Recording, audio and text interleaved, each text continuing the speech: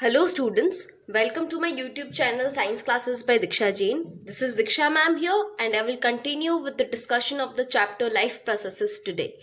हम लोग already nutrition पे पढ़ रहे थे और हमने nutrition in human being start भी कर ली थी. Today I will continue with the discussion कि न्यूट्रिशन ह्यूमन बीइंग्स में कैसे ऑब्टेन होता है. How does nutrition in human beings take place.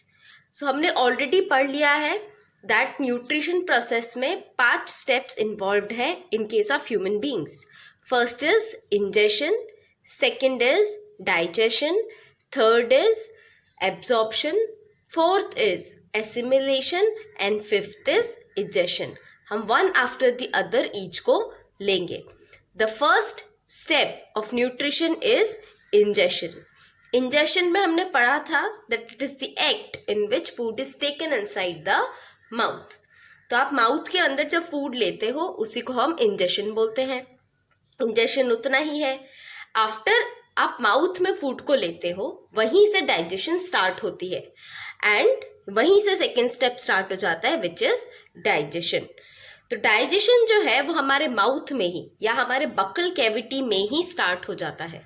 And हमारे माउथ में जो बक्कल कैविटी की बात अगर करते हैं तो इसमें 2 डिफाइंड पार्ट्स है, टीथ एंड टंग. अब आप जब फूड अंदर लेते हो माउथ में तो आप उसको च्यू करते हो. जब आप च्यू करते हो तो the food is broken down into very small pieces.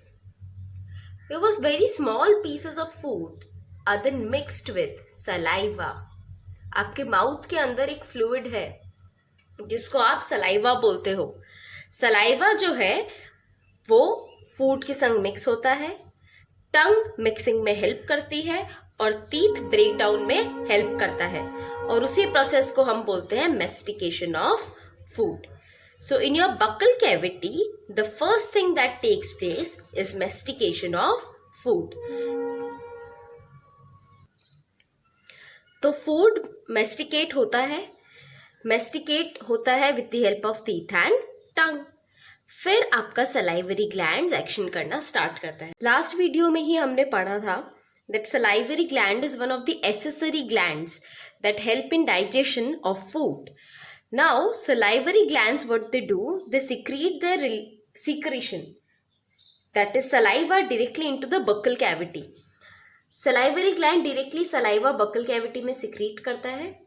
जो सलाइवा सिक्रीट होती है उसके 2 कंपोनेंट्स होते हैं, एक है म्यूसिन एंड दूसरा है सलाइवरी अमाइलेज या फिर ptyalin.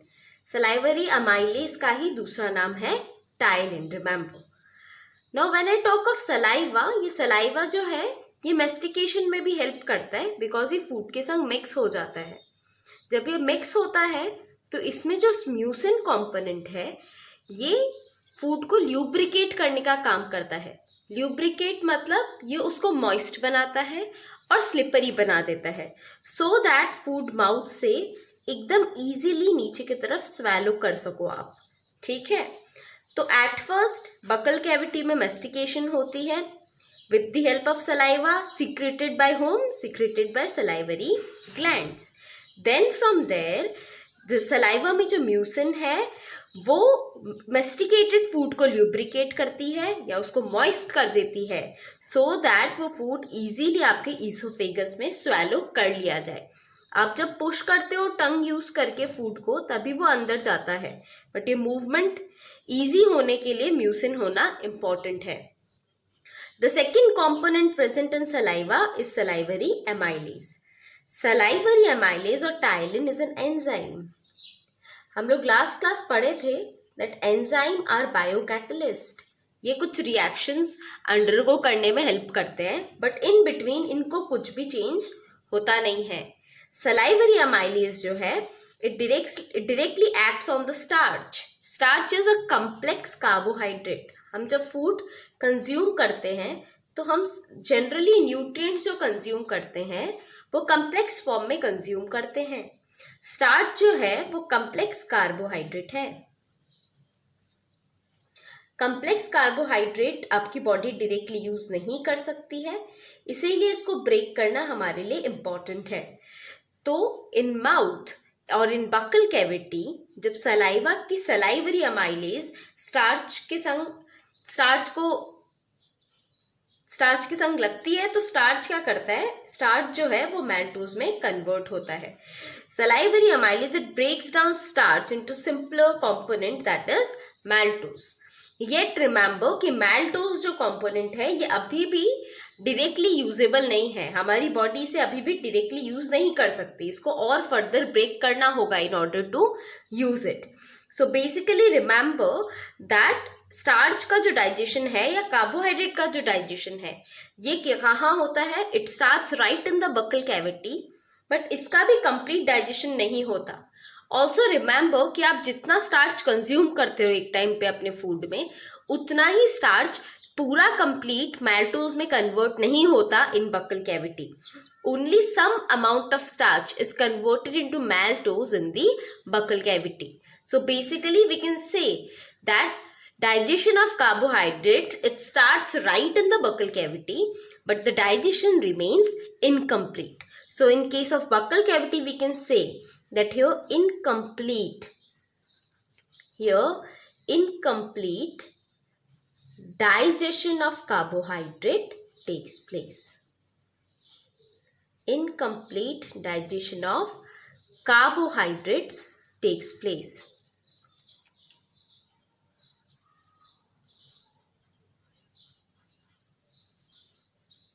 So this is about buccal cavity. Remember buccal cavity में दो major functions होते हैं. First is mastication of food, फिर उसको swallow करने के लिए आपको mucin लगेगा, and second and the most important is कि digestion of carbohydrate starts here. Starch, which is a complex form of carbohydrate, is converted into maltose, which is a simpler form of carbohydrate. Yet the digestion is incomplete because maltose is not the simplest form of carbohydrate that the body can use. Also, entire of the starch is not converted into maltose. So in buccal cavity, the digestion starts, but it remains incomplete. So let's move on to the next part. From buccal cavity, the food will move on to the esophagus, right? आपका buccal cavity है, buccal cavity के नीचे एक tube जैसा structure था, हमने पढ़ा था. That tube-like structure is esophagus. तो buccal cavity से food esophagus पे जाएगी, which forms a pathway for movement of food from buccal cavity to the stomach. तो esophagus में और कोई फंक्शन होता नहीं है, वो सिंपली फूड को बकल कैविटी से स्टमक में ट्रांसफर करती है. जब भी डाइजेस्टिव ट्रैक्ट की बात होगी तो आपको याद रखना है कि फूड सिंपली ऐसे कैनल में इजीली ट्रांसफर नहीं होता. हमेशा कुछ मसल्स रहते हैं, स्मूथ मसल्स रहते हैं आपके डाइजेस्टिव ट्रैक्ट में, जो कंटिन्यूसली कॉन्ट्रैक्ट करते हैं एंड रिलैक्स करते हैं for the movement of food across the digestive tract. और इस मूवमेंट को हम क्या बोलते हैं, peristalsis. C, peristalsis are series of muscular contraction and relaxation that occur in the digestive tract for easy passage of food through the alimentary canal. So suppose अगर food यहाँ पे आया तो आप देख सकते हो कि ये पार्ट ऑफ द ईसोफेगस जो है वो रिलैक्स हो गई है, बट जैसे ही ये पार्ट रिलैक्स होगा the upper part it will contract in order to push it. तो जैसे ही पुश मूवमेंट होगा the food will move slightly downwards. जैसे ही फूड थोड़ा नीचे आएगा, जो पार्ट पहले रिलैक्स थी अब वो फिर से कॉन्ट्रैक्ट करेगी और कॉन्ट्रैक्ट करके फूड को फर्दर नीचे पुश करने का कोशिश करेगी. मीनवाइल बीच में कुछ मसल्स रिलैक्स हो जाएंगे एंड फिर से यही सिस्टम चलते रहेगा. The muscles will contract then relax then contract then relax then contract then relax. ये जो कॉन्ट्रैक्शन रिलैक्सेशन है ये कंटिन्यूअसली रिदमिक मैनर में from the oesophagus up to the rectum, ये एंटायर प्रोसेस चलते रहेगा और इसी को हम पेरिस्टेल्सिस बोलते हैं. सो बेसिकली पेरिस्टेल्सिस जो है ये ईसोफेगस से स्टार्ट होता है और यहाँ से आपका स्टमक तक बिकॉज ऑफ पेरिस्टेल्सिस ही फूड पहुँचता है. Now as soon as the food reaches the stomach, बहुत सारे डिफरेंट एक्टिविटीज़ एक साथ होना स्टार्ट हो जाते हैं. जैसे स्टमक में जैसे ही फूड एंटर करता है वो चर्न होता है. चर्न मतलब समझते हैं, जैसे आप किसी भी सब्सटेंस को अगर मिक्सर ग्राइंडर में लेते हो और उसको आप चला देते हो, ग्राइंडर को अगर स्विच ऑन कर देते हो तो ग्राइंडर बहुत रैपिडली एंटायर फूड को घुमाती है और उसको और छोटे पीसेस में कन्वर्ट कर देती है। तो स्टमक में जैसे ही फूड आता है, स्टमक एकदम फूड को चर्न करता है। It breaks down the food into yet simpler particles and वो कंप्लीटली मिक्स होती है विद एसिड्स जो गैस्ट्रिक ग्लैंड से सिक्रीट होते हैं। अब गैस्ट्रिक ग्लैंड क्या है? गैस्ट्रिक ग्लैंड एक और तरह का एसेसरी ग्लैंड है of digestive system. Gastric glands which are present in stomach, they secrete some juices which are called gastric juices. कुछ जूसेस वो सिक्रीट करती हैं, उनको हम गैस्ट्रिक जूस बोलते हैं। गैस्ट्रिक जूसेस में HCl है और एंजाइम है जिसका नाम है पेप्सिनोजेन या फिर प्रोपेप्सिन। अब HCl के बारे में तो आपने सुना होगा। HCl is a very strong acid, we know that. आपके स्टमक में HCl रहता है और ये कौन सिक्रीट करता है? It is secreted by gastric glands which is present. Again जो सिक्रीशन है उसको क्या बोलेंगे? Gastric juice. तो जैसे ही आपका फूड चर्न होना स्टार्ट होता है, it churns and converts into a pulpy mass. और जैसे ही ये होता है, इन बिटवीन गैस्ट्रिक ग्लैंड्स अपना सिक्रीशन रिलीज करते हैं। जैसे ही गैस्ट्रिक जूस सिक्रीट होता है, HCl mixes with the entire food. When the mixing takes place, HCl दो डिफरेंट रोल प्ले करता है। एक कि वो जितने भी फूड के संग बैक्टीरिया आए, हार्मफुल बैक्टीरिया, उनको वो किल करता है। अब जब फूड कंज्यूम करते हो तो अलॉन्ग विथ फूड बहुत सारे माइक्रो ऑर्गेनिजम्स उसमें अटैच होके अंदर की तरफ आ जाते हैं। तो जब अंदर बॉडी में आते हैं तो इनसाइड द स्टमक, यहाँ पे जैसे ही एंटर करते हैं inside the stomach, HCl is secreted and HCl क्या करता है? वो सभी बैक्टीरिया को मार देता है। तो basically the first function performed by HCl is that it kills bacteria present in the food. The second function that HCl performs is that it makes the food acidic in nature. अभी तक हमारा जो food आया था वो normal ही था, पर अब HCl मिक्स होने के बाद वो एसिडिक हो जाता है। एंड एसिडिक होने का एक बहुत इम्पॉर्टेंट मेजर इम्पॉर्टेंस है, वो ये है कि गैस्ट्रिक जूस में जो एंजाइम है उस एंजाइम का नाम है पेप्सिनोजेन या फिर propepsin.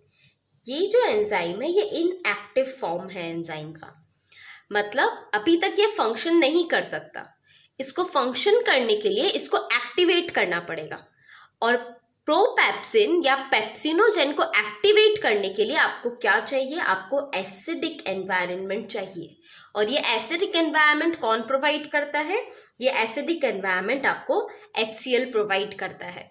And once the food mixes with HCl, the food turns acidic, and as soon as the food turns acidic, pepsinogen or propepsin, it converts into the active form which is called pepsin. Remember, pepsin is the active form of the enzyme present in gastric juice, that is pepsinogen or propepsin. Pepsinogen या propepsin inactive है, pepsin आपका active है। And as soon as pepsin active होता है, वो protein component पे act करना start करते हैं। हम जब फूड कंज्यूम करते हैं तो कार्बोहाइड्रेट्स, फैट्स, प्रोटीन्स, बहुत सारे डिफरेंट मिनरल्स हम कंज्यूम करते हैं at a time. Protein component पे पेप्सिन एक्ट करना स्टार्ट करता है और जैसे ही एक्ट करता है it converts proteins into peptones and proteoses. Peptones and proteoses are simpler forms of protein, but again ये इतने सिंपल नहीं है कि इनको बॉडी डायरेक्टली एब्जॉर्ब कर ले। ऑल्सो सारा का सारा प्रोटीन जो आप कंज्यूम करते हो वो सब यहाँ पे डाइजेस्ट नहीं होता।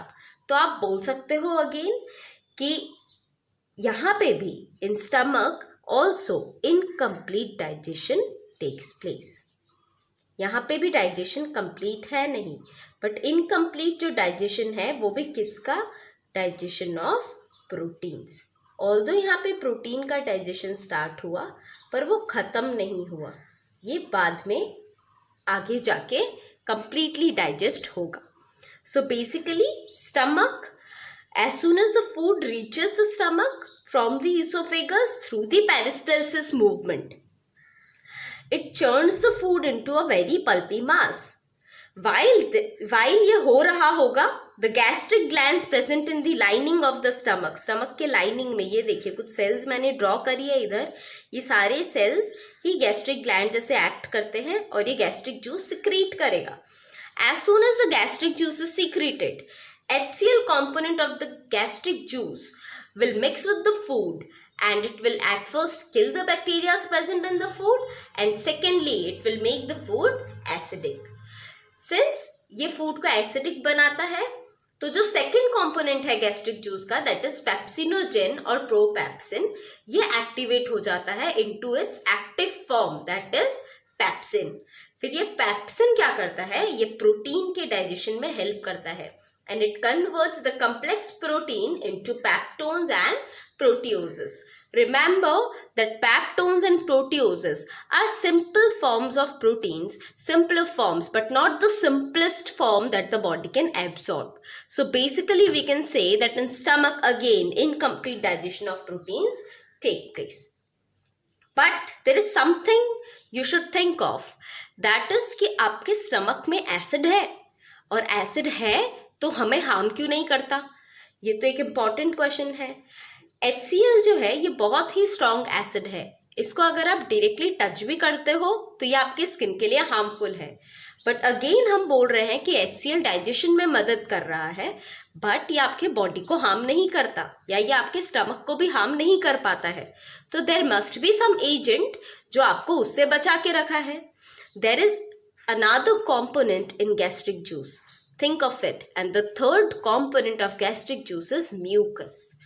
आपका स्टमक ही अपने आप को बचाता है. आपके स्टमक में जो गैस्ट्रिक जूस सिक्रीट होती है from the gastric glands, they contain HCl and pepsinogen, no doubt, but there is a third component present. This third component is called mucus. Stomach अपने ही सेल्स के ऊपर ये म्यूकस का lining ऐसे cover करता है. तो जैसे ही HCl सिक्रीट होती है from all the side, this mucus lining it protects the stomach from the action of HCl. And नीचे वाले जो सेल्स हैं या स्टमक के जो सेल्स हैं वो प्रोटेक्ट हो जाते हैं from the action of HCl on the stomach lining और the stomach cells directly. Am I clear to you? Remember that mucus is very important. अगर म्यूकस लाइनिंग हट जाए बिकॉज ऑफ सम रीजन तो आपका sales affect होगा and उसी समय पे आपको एसिडिटी एंड एक्सट्रीम केसेस में आपको अल्सर फेस करना पड़ सकता है. So remember this that there are 3 components of gastric juice. First is HCl, second is pepsinogen and third is mucus. Also remember that pepsinogen is the inactive form whereas pepsin is the active form. And the most important part of digestion to remember here is that here the proteins are digested, but these are digested partially. And the proteins are digested into peptones and proteoses. So this is about the digestion of food in stomach. In next video, I will continue with the digestion in case of small intestine. And then we will move on to the absorption of food. So keep tuned, stay tuned to my channel. Please like, subscribe and share if you actually like the video. Thank you.